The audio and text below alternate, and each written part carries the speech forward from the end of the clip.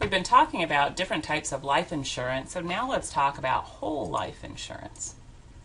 With whole life insurance, as opposed to term insurance that we've already discussed, it has a cash value. So it means that it has a savings feature to it in addition to providing you that death benefit. And so that right to cash value is canceled when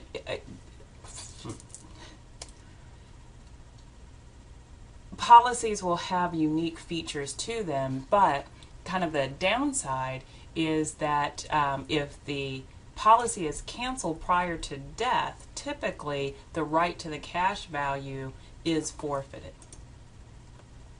So here's how cash value accumulates in a whole life policy. So you can say this is a $200,000 policy, and you can see how much death protection there is and how much cash value. And so the death protection is growing up to 200,000, and the cash value is actually diminishing. Maybe this will make a little bit more sense. So here's a whole life policy, and so you see the premiums. Again, male premiums are a little bit higher than female premiums, and then you see. So that last slide is a little bit strangely presented. The cash value is actually growing over time, as this slide shows.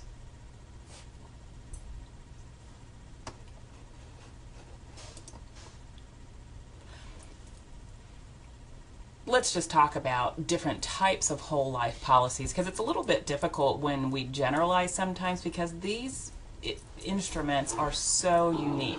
So let's talk about these three types. A continuous premium whole life policy, or sometimes we call it a straight life policy, has level premiums that are paid until death or when you cancel the policy. Now, limited payment whole life policy has level premiums that are paid for just for a certain number of years, so not all the way through death, but the insurance stays in force until death. So you only pay premiums for a certain period of time. And the single premium whole life policy also has lifetime coverage, but you just pay basically a lump sum. So advantages of whole life is that savings vehicle that you don't have with term, and because you're saving towards this cash value, you can actually borrow against that cash value. The premiums remain constant, which is a little bit different from term, and that cash value, you get a tax advantage because it accumulates tax-free. Disadvantages, there's less death protection if you're younger as compared to term life policy. Even though you're saving, the return that you're getting is pretty low compared to other savings vehicles.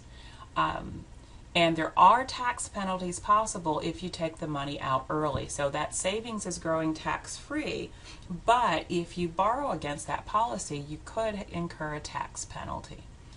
And any outstanding loan that you do have against that cash value is going to be subtracted from that that death benefit. Now, universal life insurance is a permanent cash value insurance that combines term insurance with a tax-sheltered savings account. So this is where it starts to get even stickier, because it's very similar to whole life. So it provides that death protection plus the savings feature, and so premiums are basically in two different accounts, or allocated to two different accounts. So the savings will grow at the current interest rate versus a guaranteed minimum rate. So that means you're going to get a slightly better rate than with whole life. And so you get some flexibility in the premiums paid and what your death benefit is going to be. So now you can see typical premiums on a universal life policy that has a $100,000 benefit. And this is for a preferred non-smoker, so this is the best available policy typically. Now, One more type of life insurance is variable life, and again, lots of similarities between these. This too has a death protection plus a savings or cash value feature. The cash value can be invested in mutual funds though, so you can even get a greater return. So that's the biggest difference between the whole life, the universal life, and the variable life. And so because you're investing in mutual funds, the returns are not guaranteed.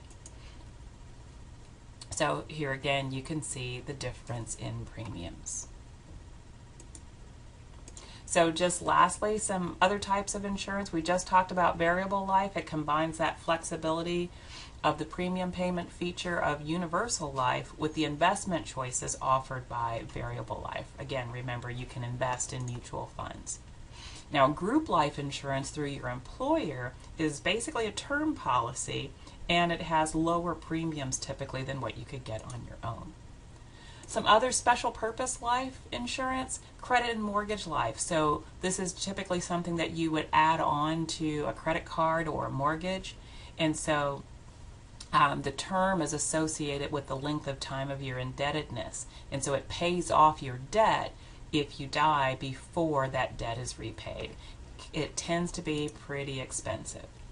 Industrial life insurance are whole life policies with smaller face values, and so they're typically for low income families, gives them some insurance.